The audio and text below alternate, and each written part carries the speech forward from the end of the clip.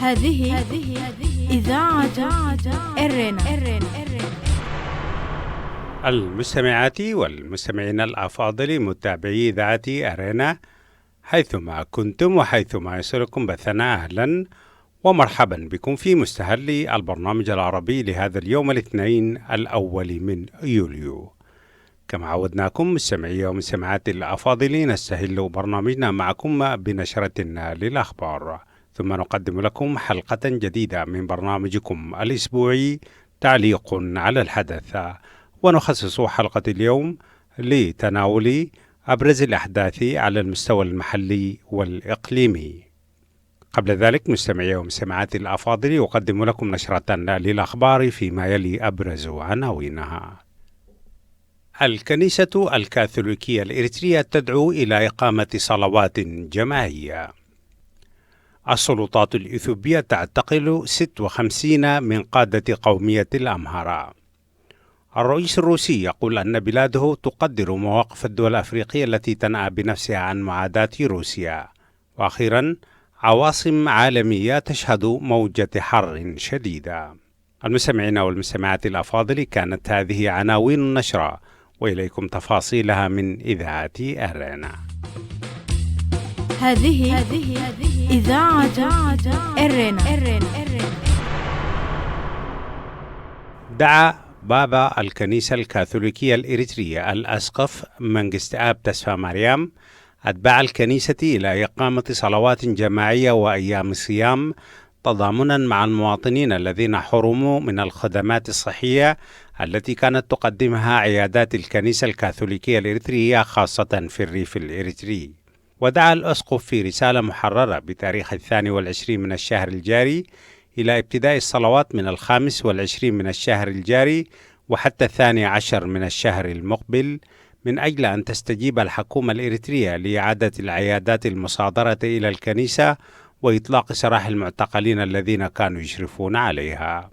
وكانت الحكومة الإريترية قد قررت بصورة مفاجئة مصادرة 22 عيادة خدمات طبية كانت تملكها الكنيسة الكاثوليكية الإريترية في مختلف أرجاء البلاد، ووضعها تحت إشراف وزارة الصحة واعتقال القائمين عليها. وقد أثار الإجراء التعسفي حالة استنفار داخل الكنيسة التي كتبت عدة رسائل إلى وزير الصحة السيدة أمنة نور حسين مطالبة بإعادة فتح العيادات وإطلاق سراح القائمين عليها. مزيد حول هذا الخبر في برنامج تعليق على الحدث عقب نشرتنا الإخبارية. ذكرت وكالة رويترز للأنباء بأن السلطات الإثيوبية قامت باعتقال 56 من أعضاء الحركة القومية للأمهرة.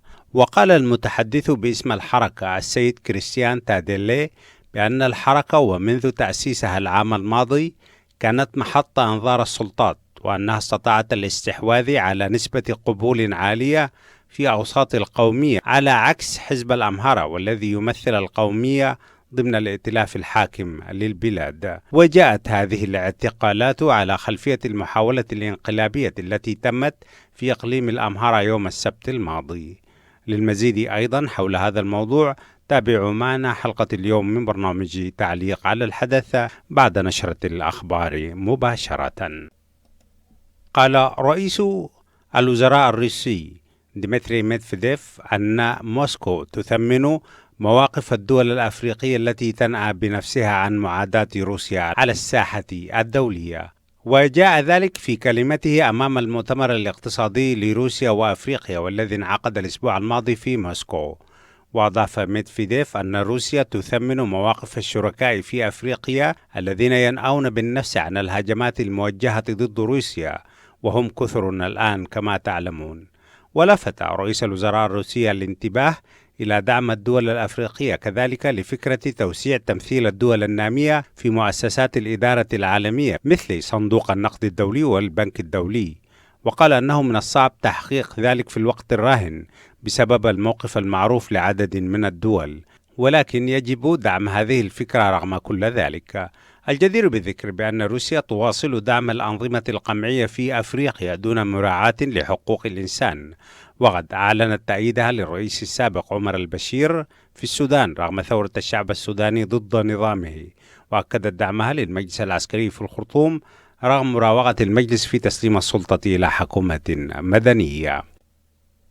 أكدت مصادر الإرصاد الجوي العالمية بأن صيف هذا العام سيكون من أشد المواسم حرا منذ فترة طويلة. ففي فرنسا أعلنت وزارة الصحة حالة الطوارئ في حوالي 65 إقليما من أقاليم البلاد، وأعلنت وزارة التعليم كذلك قفل أبواب المدارس بصورة مبكرة وتأجيل امتحانات الشهادة المتوسطة من الأسبوع الماضي للأسبوع الحالي، وقررت كذلك منع بعض السيارات من السير في العاصمة تخفيفا للتلوث. وتجتاح القارة الأوروبية والشرق الأوسط موجة حر غير مسبوقة، حيث تشهد العواصم الأوروبية المعروفة باعتدال طقسها مثل باريس وبرلين وبراغ موجة حر شديدة، وتشهد كذلك كل من القاهرة والكويت والرياض موجات حر مماثلة. وعزى خبراء في الرصد الجوي الموجة إلى ظاهرة التبدل في المناخ والتي تجتاح العالم في العقود الأخيرة. استمعتم مستمعي ومستمعات الأفاضل فيما مضى إلى نشرة للأخبار، وفيما يلي تذكير بأبرز عناوينها. الكنيسة الكاثوليكية الإريترية تدعو أنصارها إلى إقامة صلوات جماعية. السلطات الإثيوبية تعتقل 56 من قادة قومية الأمهار. رئيس الوزراء الروسي يقول أن بلاده تقدر مواقف الدول الأفريقية التي تنأى بنفسها عن معاداة روسيا. وأخيرا عواصم عالمية تشهد موجة حر شديدة. إذاعة إيرينا، صوت مستقل لإريتريا. كانت هذه مستمعي ومستمعات الأفاضل نشرة الأخبار قدمتها لكم من إذاعة إيرينا. متابعة طيبة أتمنى لكم مع ما تبقى من فقرات برنامجنا. إذاعة إيرينا، صوت مستقل لإريتريا. المستمعون والمستمعات الأفاضل متابعي برنامج تعليق على الحدث، أهلا وسهلا بكم في حلقة اليوم من برنامجكم الأسبوعي، والذي نسلط فيه الضوء على أهم أحداث الأسبوع الماضي بالمتابعة والتعليق، فأهلا وسهلا بكم. هذه إذاعة إيرينا. في بداية الأسبوع الماضي زار العاصمة السودانية وللمرة الثانية وفد إريتري رفيع المستوى يتكون كالعادة من وزير الخارجية عثمان صالح ويماني جبراب مستشار الرئيس للشؤون السياسية. التقى الرجلان برئيس المجلس العسكري السوداني الفريق عبد الفتاح البرهان ونائبه حمدان ديغلو حميدتي. وصرح يماني جبراب في الزيارة قائلا بأن الزيارة تأتي ضمن تأكيد وقوف إريتريا إلى جانب الشعب السوداني في هذه المرحلة الانتقالية، مؤكدا على أن موقف إريتريا داعم لمسألة يقوم السودانيين بحل مشاكلهم بأنفسهم. وقال بأن الانتقال السلمي للسلطة في السودان سيقوي من العلاقات الإريترية السودانية. وكان يماني جبراب نفسه قد أكد في أسمرة في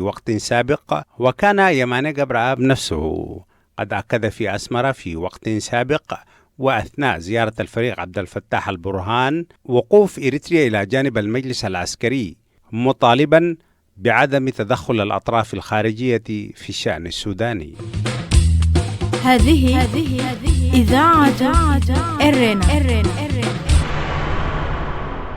أهم ما تمخضت عنه هذه الزيارة هو أن الوفد الإريتري المكون من شخصين فقط لم يقابل وفد من قوى الحرية والتغيير هذه المرة، على عكس المرة السابقة التي زار فيها الوفد نفسه الخرطوم والتقى برئيس ونائب رئيس المجلس العسكري، وبعد ذلك التقى الوفد بقوى الحرية والتغيير، وهناك استمع الوفد إلى تنوير من قوى الحرية والتغيير ورؤيتها للحل، وعاد الوفد إلى أسمرة. هذه الزيارة جاءت بعد زيارة الفريق البرهان إلى أسمرة، وهي الزيارة التي أكدت فيها أسمرة وقوفها إلى جانب المجلس العسكري تحديدا ضد قوى الحرية والتغيير، وهي لم تصرح بذلك علنا، ولكن صرحت به فعلا عندما امتنع وفدها من مقابلة قوى الحرية والتغيير في الزيارة الثانية.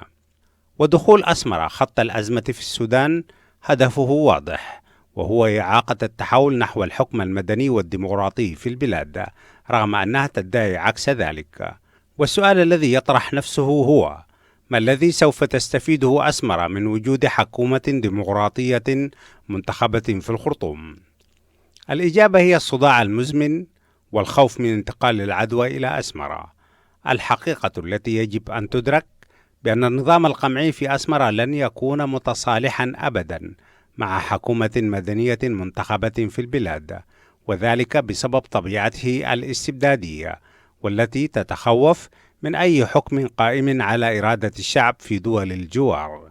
ثانيا، إصرار أسمرة بأن يحل الشعب السوداني مشاكله بنفسه، وهو محاولة لنسف الجهود الأفريقية والدولية للتوصل إلى حل بين المجلس العسكري وقوى الحرية والتغيير، وهو ما بدأ في المبادرة الإثيوبية والأفريقية وجهود المبعوث الأمريكي الخاص إلى السودان. أسمرة تريد تقويض المبادرة الإثيوبية الأفريقية لأسباب خاصة بها وخاصة بالدولة التي تخدم أجندتها حاليا وهي مصر. فأسمرة والقاهرة تريدان للجهود الدولية أن تصل إلى طريق مسدود، بحيث يتحكم المجلس العسكري على مقاليد الأمور بصورة دائمة. ولكن كلا من أسمرة والقاهرة لا تدركان أبعاد المشهد السياسي السوداني، خاصة في مكونه الشعبي والمطالبي.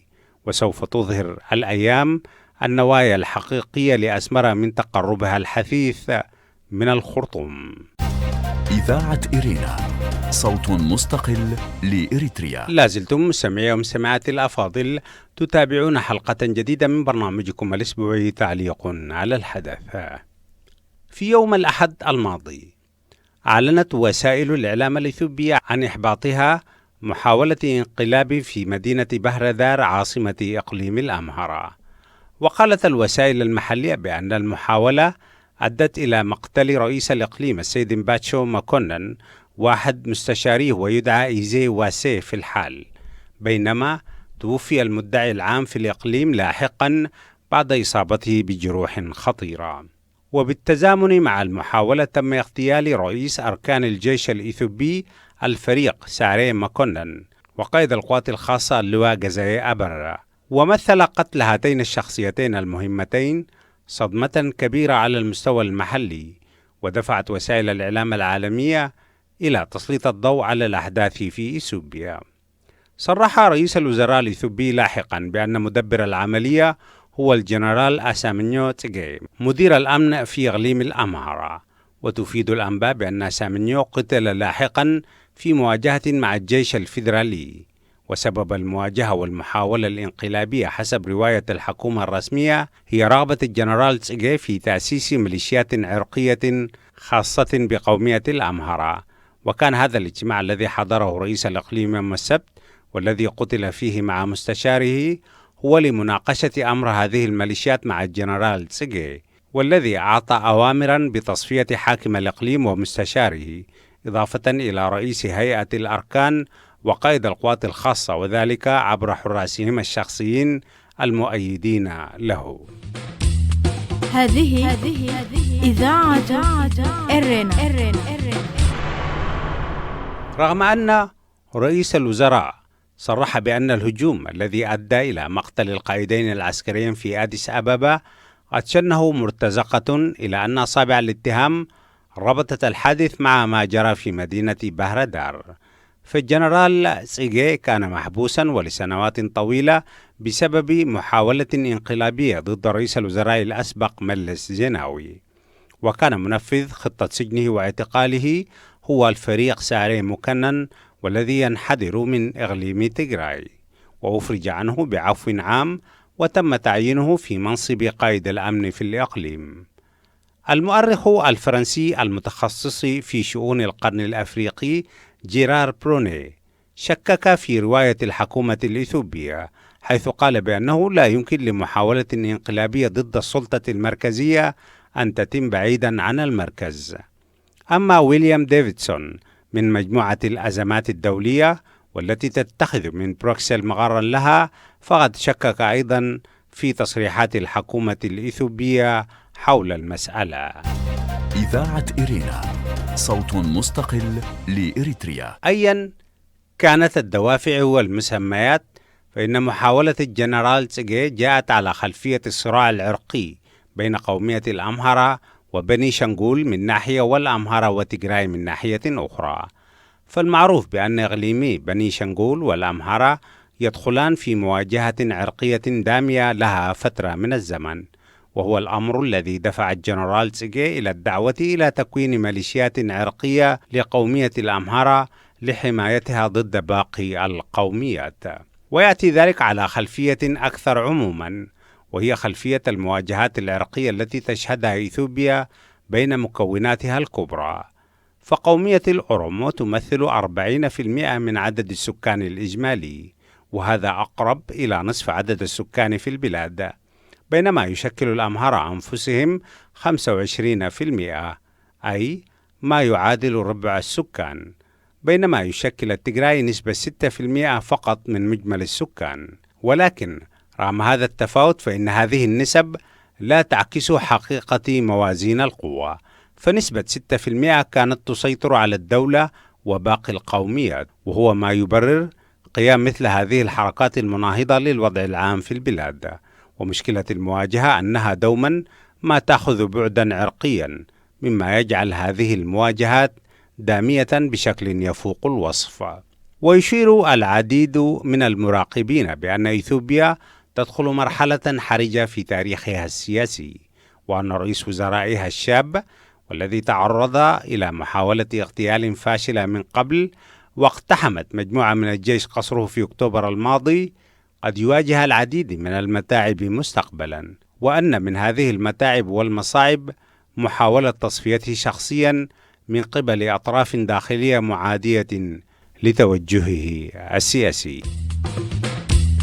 هذه إذاعة إرينا.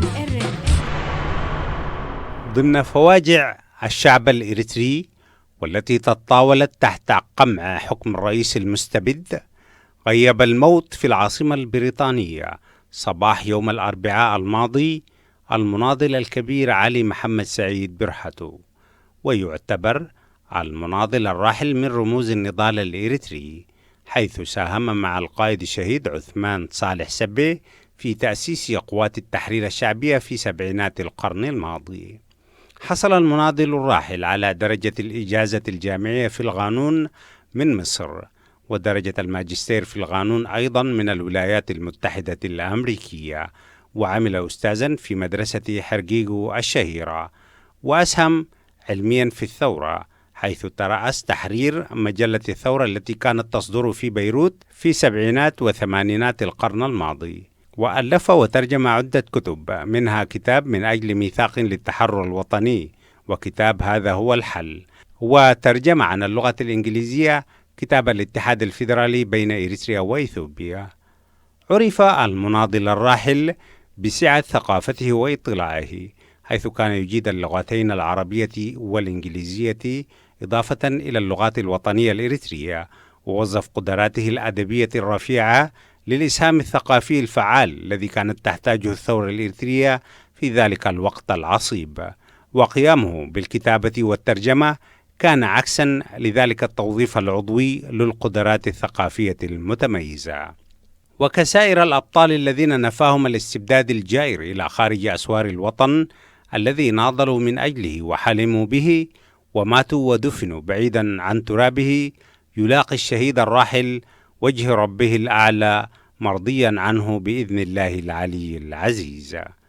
رحم الله المناضل الراحل علي محمد سعيد برهة، وتقمده برحمته الواسعة، وألهم الشعب الإريتري وذويه ومحبيه الصبر وحسن العزاء، وإنا لله وإنا إليه راجعون.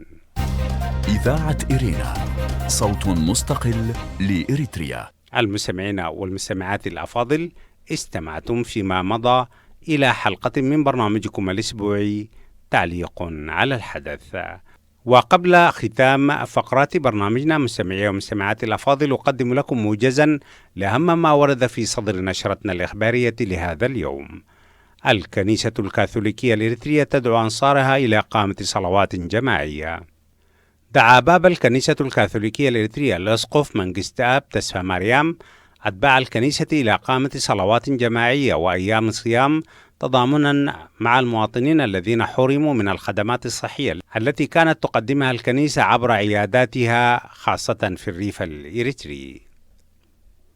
السلطات الإثيوبية تعتقل 56 من قادة قومية الأمهرة. ذكرت وكالة رويترز للأنباء بأن السلطات الإثيوبية قامت باعتقال 56 من أعضاء الحركة القومية للأمهرة.